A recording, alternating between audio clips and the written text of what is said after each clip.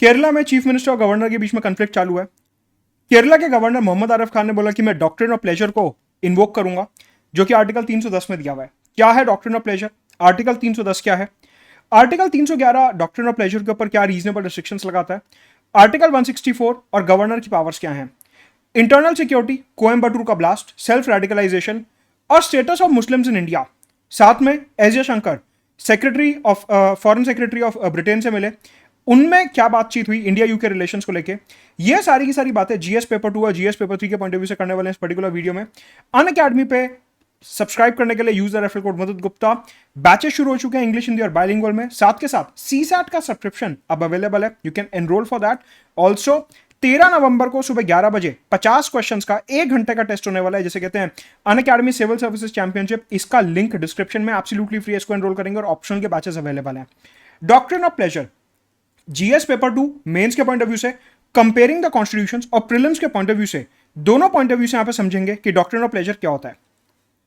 ये जो कॉन्सेप्ट है ये यूके के कॉन्स्टिट्यूशन से हमने बोरो करा। वैसे तो यूके में रिटन कॉन्स्टिट्यूशन नहीं है, लेकिन ये जो प्रैक्टिस है डॉक्ट्रिन ऑफ प्लेजर की, ये एक्चुअल में यूके में फॉलो की जाती है। वहां पे जो क्राउन है, मतलब कि वहां के जो राजा या रानी हैं, उनको ये पावर दी जाती है कि उनकी खिदमत में, उनकी सेवा में जो भी सिविल सर्वेंट्स हैं, जो भी मिनिस्टर्स हैं, उनसे क्राउन अपना प्लेजर विड्रॉ कर सकते हैं। मतलब कि जो क्राउन है, जो वहां के राजा या रानी हैं, वो ये बोल सकते हैं कि ये आदमी ठीक से काम नहीं कर रहा, हम इसको नौकरी से निकालना चाहते हैं और इससे हम खुश नहीं हैं। डॉक्ट्रिन ऑफ प्लेजर का मतलब है कि अगर आप अपने किसी सिविल सर्वेंट से, अपने किसी मिनिस्टर से ना खुश हो, तो आप उनको कह सकते हो कि आप यहां से निकल जाओ और ये नौकरी छोड़ दो। बेसिकली डॉक्ट्रिन ऑफ प्लेजर का मतलब होता है कि जो हेड ऑफ द स्टेट है, उनकी मन मर्जी तक, उनके प्लेजर तक आप नौकरी कर रहे हो और जैसे ही उनका प्लेजर हटता है आपको वो नौकरी छोड़नी पड़ेगी। तो ये जो पूरा का पूरा प्लेजर का कॉन्सेप्ट है, ये यूके में ओरिजिनेट हुआ था। तो फॉर एग्जांपल अगर हम प्रिंस चार्ल्स की बात करते हैं, जो अब राजा बन चुके हैं वहां के, किंग चार्ल्स की अगर हम बात करें, अगर वो किसी सिविल सर्वेंट से या किसी मंत्री से प्लेजर विड्रॉ करना चाहें तो प्लेजर विड्रॉ कर सकते हैं और उन मंत्री या सिविल सर्वेंट को नौकरी से निकाल सकते हैं।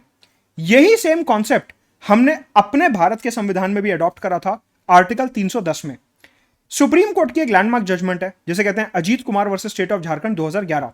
यह लैंडमार्क जजमेंट आप ध्यान रखेंगे और इस जजमेंट को आप मेंस में पेपर 2 में कोट कर सकते हैं। इस जजमेंट में माननीय सर्वोच्च न्यायालय ने बोला था कि भारत का जो आर्टिकल 310 है, उसके अंदर हमारे कॉन्स्टिट्यूशन में भी डॉक्ट्रिन ऑफ प्लेजर है। तो अगर आपसे प्रीलिम्स में पूछा जाता है कि कौन सा आर्टिकल डॉक्ट्रिन ऑफ प्लेजर की बात करता है, आपको पता होना चाहिए 310। पिछले 10 वर्षों में यूपीएससी ने आर्टिकल नंबर रिलेटेड काफी सवाल पूछे हैं, इसलिए मैं आर्टिकल नंबर के ऊपर यहां पे काफी ज्यादा स्ट्रेस कर रहा हूं। ऑल्सो अगर आपने मुख्य परीक्षा का पेपर ध्यान से देखा तो वहां पे यूपीएससी आजकल जजमेंट्स के ऊपर काफी ज्यादा स्ट्रेस कर रहा है कि एनवायरमेंटल जजमेंट्स बताइए या दूसरे प्रकार की जो जजमेंट्स है वो पूछी गई थी मुख्य परीक्षा में। इसीलिए डॉक्ट्रिन ऑफ प्लेजर की इस जजमेंट को मैंने यहां पे कोट करा है कि अगर मुख्य परीक्षा में जजमेंट का कोई क्वेश्चन आता है तो आपको ये पता होना चाहिए। तो हमारे संविधान में डॉक्ट्रिन ऑफ प्लेजर है। आर्टिकल 310 हम 2 हिस्सों में डिवाइड कर सकते हैं। अगर हम बात करते हैं यूनियन लेवल सरकार की या केंद्र के लेवल की, वहां पर बोला गया है कि जो डिफेंस के पर्सनल हैं, मतलब कि हमारे जवान और डिफेंस सर्विसेज में जो लोग हैं, और जो हमारे सिविल सर्वेंट्स हैं, आईएएस आईपीएस और ऑल इंडिया सर्विसेज, मतलब कि हमारे IRS IFS officers, IAS IPS officers जो ऑल इंडिया सर्विस में आते हैं, और जो हमारे डिफेंस पर्सनल हैं, मतलब कि जो हमारी अलग अलग सीमा बलों में सर्व कर रहे हैं, राष्ट्रपति अगर चाहें तो उनसे प्लेजर विड्रॉ कर सकते हैं। तो केंद्र के लेवल पे प्लेजर कौन विड्रॉ कर सकता है? President of India. स्टेट के लेवल पे अगर हम बात करें तो गवर्नर सिविल सर्वेंट से अपना प्लेजर विड्रॉ कर सकते हैं। अब देखिए यहां पे आर्टिकल 310 जो है वो हमारे संविधान का strong centre, quasi federal nature दिखाता है। कैसे? आप देखिए यहां पे आर्टिकल 310 में प्रेसिडेंट को 3 जगह से प्लेजर विड्रॉ करने की पावर दी गई है, All India Services, civil services and defence services. लेकिन स्टेट लेवल पे गवर्नर के पास सिर्फ एक पोजीशन से प्लेजर विड्रॉ करने की पावर है, दैट इज सिविल सर्विसेज। मतलब कि जो स्टेट लेवल के सिविल सर्वेंट्स हैं उनसे गवर्नर अपना प्लेजर विड्रॉ कर सकते हैं। यह है आर्टिकल 310 और डॉक्ट्रिन ऑफ प्लेजर। ठीक है, सुप्रीम कोर्ट ने Ajit Kumar versus state of Jharkhand 2011 में एक बात और बोली। उन्होंने बोला कि जो प्रेसिडेंट और गवर्नर का प्लेजर दिया हुआ है 310 में, यह एब्सोल्यूट नहीं है। मतलब कि इसके ऊपर कुछ रीजनेबल रिस्ट्रिक्शंस लगाई जा सकती हैं। हमने कोर्ट से पूछा सर बताइए आपकी क्या रीजनेबल रिस्ट्रिक्शंस लगाई जा सकती हैं, तो माननीय सर्वोच्च न्यायालय ने आर्टिकल 311 को कोट करा। यहां पे आप ध्यान रखेंगे कि जो आर्टिकल 311 है वो डॉक्ट्रिन ऑफ प्लेजर के ऊपर एक रीजनेबल रिस्ट्रिक्शन लगाता है। 310 के अंदर डॉक्ट्रिन ऑफ प्लेजर दिया हुआ है और इसकी रीजनेबल रिस्ट्रिक्शन 311 में दी गई है। दोनों आर्टिकल नंबर याद होने चाहिए। प्रीलिम्स में मैच द फॉलोइंग टाइप का क्वेश्चन बन सकता है। यहां पे आपने देखा होगा कि पहले भी कई वर्षों में यूपीएससी ने आर्टिकल नंबर दिया हुआ है और यह बोला कि मैच द फॉलोइंग करिए, तो 310 और 311 आर्टिकल नंबर पता होना चाहिए। ठीक है, सवाल उठता है कि 311 में रीजनेबल रिस्ट्रिक्शन के नाम पे क्या दिया हुआ है। यह दिया हुआ है कि अगर प्रेसिडेंट या गवर्नर किसी भी सिविल सर्वेंट से अपना प्लेजर विड्रॉ करना चाहते हैं तो उससे पहले एक इंक्वायरी बैठेगी और उस इंक्वायरी में सिविल सर्वेंट को अपनी बात आगे रखने का पूर्ण रूप से मौका दिया जाएगा।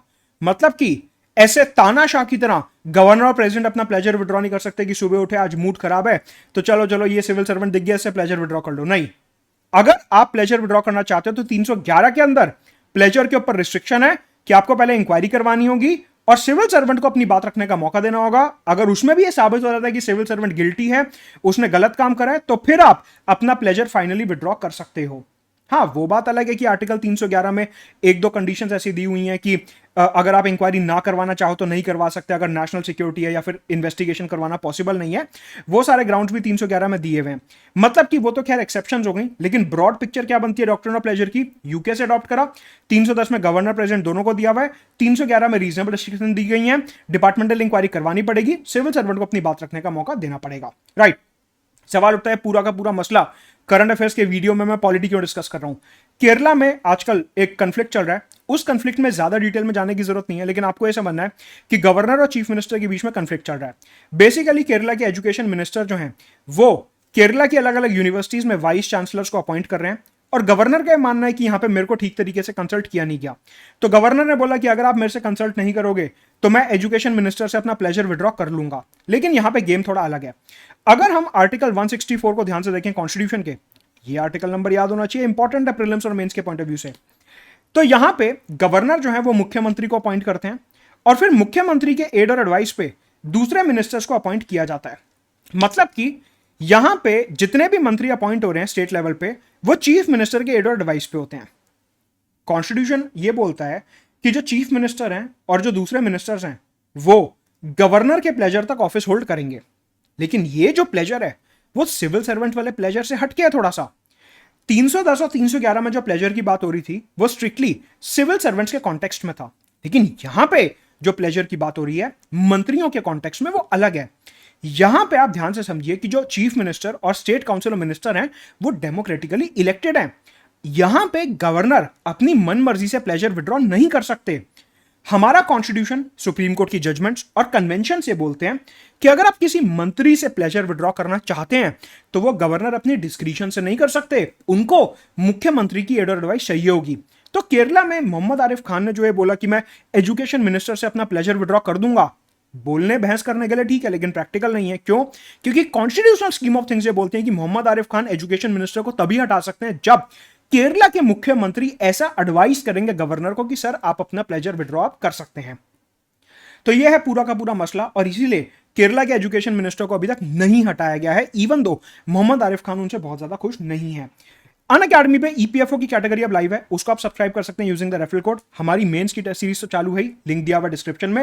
अनअकैडमी के एप्लीकेशन पे कंप्लीट फीचर अब अवेलेबल है जहां पे दो प्लेयर्स आपस में अपना नॉलेज का टेस्ट कर सकते हैं। अब आती है बात सेल्फ रेडिकलाइजेशन की, कोयम्बटूर ब्लास्ट। कोयम्बटूर में काफी दर्दनाक ब्लास्ट होता है और वहां पे एक जिसने ब्लास्ट करा वो वहीं पे ऑन द स्पॉट मर गया। उसके घर पे इन्वेस्टिगेशन करवाई गई। इन्वेस्टिगेशन में उसके घर से कुछ डायरियां मिली जिसमें उसने अपने नोट्स बना रखे थे। पुलिस ने उसकी इन्वेस्टिगेशन करी और उन डायरियों में कुछ ऐसी चौंकाने वाली बातें सामने आई। सबसे पहले उस व्यक्ति ने, ये जो आतंकवादी था, इसने ये लिखा हुआ था कि हिंदुस्तान में मुस्लिम्स का जो स्टेटस है वो काफी ज्यादा डिग्रेड हो रहा है और मुस्लिम्स जो हैं वो सेकंड क्लास सिटीजन की तरह ट्रीट किए जाते हैं। तो उसने ये बोला कि मुस्लिम्स के सम्मान को बचाने के लिए और मुस्लिम्स को प्रोटेक्ट करने के लिए मैं ये ब्लास्ट कर रहा हूं, क्योंकि मेरे को ऐसा लगता है कि मुस्लिम्स को सेकंड क्लास सिटीजन की तरह ट्रीट किया जा रहा है। ऐसा उसने डायरी में लिखा। साथ में उसने ये बोला कि ये जो मैं ब्लास्ट करने जा रहा हूं इसके पीछे कई सारे कारण हैं। सिटीजनशिप अमेंडमेंट एक्ट जो किया गया 2019 का वो मुस्लिम्स के खिलाफ था। ईटिंग हैबिट्स और बीफ के नाम पे मुस्लिम्स का लिंचिंग किया जा रहा है, इससे मुस्लिम्स को काफी पीड़ा हो रही है। और कर्नाटका में जो पूरा का पूरा हिजाब का रो हुआ, जहां पे हिजाब को लेकर काफी ज्यादा कंट्रोवर्सी हुई, ये भी मुस्लिम्स के स्टेटस के खिलाफ है। हिंदुस्तान में मुस्लिम्स का रहना काफी मुश्किल हो रहा है और इस वजह से मुस्लिम्स को प्रोटेक्ट करने के लिए मैं ये ब्लास्ट करने जा रहा हूं, ऐसा इस आतंकवादी ने अपनी डायरी में लिखा था। यहां से कई सारे ट्रेंड हमारे सामने आते हैं। एक कि ये जो सेल्फ रेडिकलाइजेशन है, सेल्फ रेडिकलाइजेशन का मतलब होता है कि ये किसी गुट से जुड़ा हुआ नहीं था। हिजबुल मुजाहिदीन, जैश ए मोहम्मद, लश्कर तैयबा, ये इनसे जुड़ा हुआ नहीं था। हाँ, इसके कमरे से एक इस्लामिक स्टेट का फ्लैग मिला है, एक सिंबल मिला है, लेकिन उससे ये पुख्ता सबूत नहीं मिला कि ये इस्लामिक स्टेट के टच में था। इसे बॉम्ब बनाना भी नहीं आता था। खैर, मुख्य परीक्षा जीएस पेपर 3 के पॉइंट ऑफ व्यू से हमारे लिए क्या इंपॉर्टेंट है, आप वो समझिए। सबसे पहली बात कि अगर ये भारत का नक्शा हम देखें तो हमारे को पता है कि इधर जम्मू कश्मीर में इंसर्जेंसी चालू है जो पाकिस्तानी स्पॉन्सर्ड है। नॉर्थ ईस्ट एरियाज में नॉर्थ ईस्ट इंसर्जेंसी है और यहां पे रेड कॉरिडोर है जहां पे नक्सली हमले होते रहते हैं। इस एरिया में रेड कॉरिडोर जिसे बोला जाता है। ऐसे में इतने सारे इंटरनल सिक्योरिटी थ्रेट्स हम ऑलरेडी फेस कर रहे हैं। यहां पंजाब में ड्रग्स का मेनेस ऑलरेडी इंक्रीज हो रहा है, इधर से ड्रग्स काफी ज्यादा स्मगल किए जा रहे हैं और अब हमने एक ट्रेंड देखा कि कम्युनलिज्म के चलते, कम्युनलिज्म मतलब कि धार्मिक आधार पर विभाजन के चलते, कम्युनलिज्म के चलते देश के अलग अलग हिस्सों में सेल्फ पोलराइज्ड लोग सामने आ रहे हैं और अलग अलग जगह पे वो आतंकवादी हरकतें कर रहे हैं। जैसे कि हमने कोयम्बटूर तमिलनाडु में देखा कि ये जो व्यक्ति है, इसको किसी आतंकवादी ग्रुप का सहारा नहीं था, इसने इंटरनेट पे पढ़ पढ़ा के बॉम्ब बनाना सीखा और उसके बाद इसने बॉम्ब ब्लास्ट कर दिया। मतलब कि ये बड़े बड़े इंटरनल सिक्योरिटी थ्रेट तो हमारे को नक्शे पे दिखते ही हैं, लेकिन कम्युनलिज्म के चलते, रिलीजन और कास्ट के डिवीजन के चलते हमारे देश में काफी ज्यादा सिक्योरिटी के क्राइसिस खड़े हो रहे हैं और इस मैप से हमारे को क्राइसिस देखने को मिलते हैं। ये सारे के सारे पॉइंट्स आप मेंस में जीएस पेपर 3 में लिखेंगे। ये कीवर्ड्स जो मैंने यहां पे लिखे हैं वो आप यूज करेंगे। सेल्फ रेडिकलाइजेशन, कि अपने आप ही उसके मन में गुस्सा भरता गया, उसने कोई आतंकवादी संगठन ज्वाइन नहीं करा था बिकॉज ऑफ कम्युनलिज्म। तो अगर आपसे जीएस पेपर 3 में पूछा जाता है कम्युनलिज्म के नेगेटिव इफेक्ट्स क्या हैं, तो आप ये सेल्फ रेडिकलाइजेशन, वायलेंट एक्सट्रीमिज्म और इंटरनल सिक्योरिटी चैलेंज, अलग अलग जगह पे बॉम्ब ब्लास्ट और ये सारी चीजें आप लिखेंगे। आज का अपना तीसरा मुद्दा इंडिया यूके रिलेशन। हमारे भारत के foreign affairs minister S Jaishankar UK के फॉरेन अफेयर्स मिनिस्टर से मिले और वहां पे उन्होंने 3 मेजर मुद्दों पे बात करी। ज्यादा लंबी मीटिंग नहीं थी, 1-2 पॉइंट्स ही थे और वो मैं आपको फटाफट से बता देता हूं। उन्होंने सबसे पहले बोला कि रोड मैप 2030 जो है वो इंडिया यूके के बीच में काफी इंपॉर्टेंट डॉक्यूमेंट है और 2030 तक हमारे को इंडिया और यूके के रिलेशंस को एक नई ऊंचाई पे लेके जाना है। जीएस पेपर 2 में और इंटरव्यू में जब भी आप इंडिया यूके रिलेशंस की बात करोगे, रोड मैप 2030 का नाम आप हमेशा लिखोगे, क्योंकि इंडिया यूके का रिलेशन आज की तारीख में इसी कागज से डिफाइन किया जाता है। इसके अलावा ब्रिटेन ने एक बॉडी बनाई है जिसका नाम है ब्रिटिश इंटरनेशनल इन्वेस्टमेंट, BII। ये बॉडी का नाम आजकल काफी इंपॉर्टेंट है। ये बॉडी ने हमारे फिनटेक सेक्टर में काफी इन्वेस्टमेंट करी है। बेसिकली ये जो पेमेंट्स वगैरह का सिस्टम होता है वहां पे इन्वेस्टमेंट करी है। सवाल उठता है BII क्या है? BII एक बॉडी है जो ब्रिटेन का ट्रेड और इन्वेस्टमेंट प्रमोट करेगी दूसरे देशों के साथ।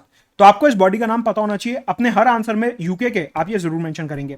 साथ में उन्होंने ये बोला कि हम इंडिया के ग्रीन एनर्जी सेक्टर और स्पेसिफिकली ग्रीन हाइड्रोजन सेक्टर में पैसा इन्वेस्ट करने वाले हैं। तो ये सेक्टर्स का नाम आप लिखोगे। बेसिकली कई बार वो ये पूछ लेता है कि इंडिया और यूके के ट्रेड रिलेशंस कैसे बताइए, तो आप लिखेंगे कि ब्रिटेन जो है पाउंड्स में हमारे यहाँ फिनटेक और ग्रीन एनर्जी के सेक्टर में, ग्रीन हाइड्रोजन के सेक्टर में इन्वेस्ट कर रहा है। साथ के साथ यूक्रेन के क्राइसिस के ऊपर बात हुई और इंडो पैसिफिक सिचुएशन के ऊपर बात हुई कि कैसे इंडो पैसिफिक में चाइना को और यूक्रेन में रशिया को रोका जाना चाहिए वायलेंस स्प्रेड करने से। इसके अलावा कोई और बहुत ज्यादा बात नहीं हुई, होगी तो मैं आपको अपडेट करूंगा। अगले वीडियो में और बात करेंगे यूनिफॉर्म सिविल कोड की। अनअकैडमी का लास्ट माइल इंटरव्यू प्रोग्राम शुरू होने वाला है। ऑल्सो हमारा डाउट ब्राउज फीचर जो अवेलेबल है हमारी एप्लीकेशन पे, लेट्स क्रैक इट।